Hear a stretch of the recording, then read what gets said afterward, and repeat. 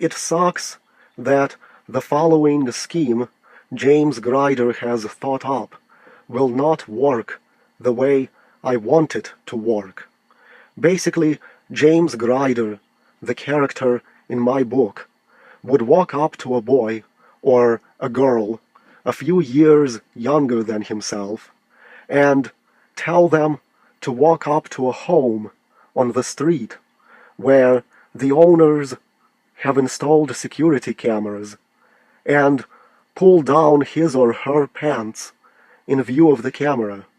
The child would expose himself on the front lawn in clear view of the camera and maybe make some masturbation motions to make the recorded images truly sexual. Then the child would leave and James Grider would call the police, reporting that people living at the address with the security cameras have child pornography.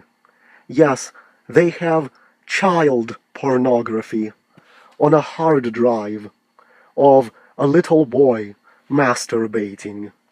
The cops must hurry and get the evidence before the continuous recording overwrites the footage on the hard drive.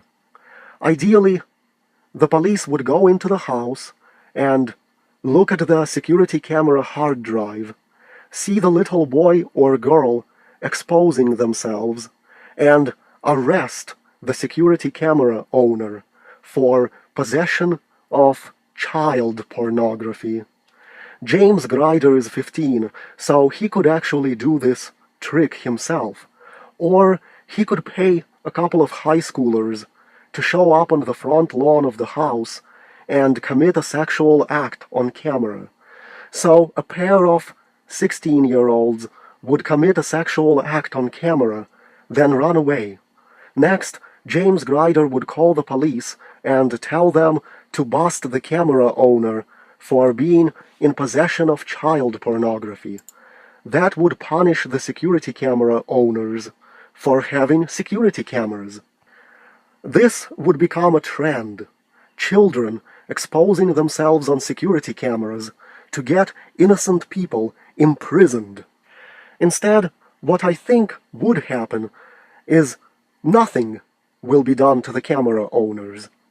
That the kids might actually be the ones charged with indecent exposure. And if such a thing becomes a problem, lawmakers would probably try to make an exception to the child pornography law if the camera was being used for security, and if the camera owners had no idea that a child actually did something like that.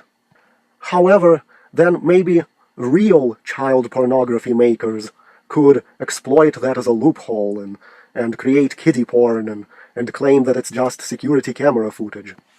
But why do I feel like the idea wouldn't work the way I want it to work?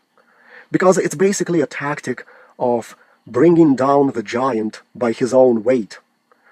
While society has punished people for some ridiculous, nonsensical things like suspending a kid for chewing a piece of toast into a gun shape while at school, somehow I think this idea wouldn't work the way I want it to work. What if James Grider is the one punished because he told the kid to get on camera, so it makes James Grider the kiddie porn manufacturer and not the camera owner? But at least if two underage teenagers have sex on a security camera and say it was them doing it voluntarily, will they get charged with the manufacture of child porn? But what if they claim they didn't know the camera was there? So who gets charged with manufacture of child porn? I want the camera owner to get charged. Why would society do this, though, where they would not allow it to work out the way I want it to work out? Why not just throw the security camera owner in the slammer for having child porn and leave everyone else involved untouched in order to create a climate of fear that maybe people shouldn't hang up continuously recording cameras? Because if some teenager living in the neighboring house runs up and exposes himself, they'll end up treated as sex offenders because it's their camera. Then the cops would have to advise the camera owners, you must be in control of the camera at all times, meaning you must be holding it while recording, so you can turn it away or turn it off if something happens in front of the camera that's illegal for you to record. Otherwise, by letting the camera run on its own, you are at risk of ending up the owner of child pornography.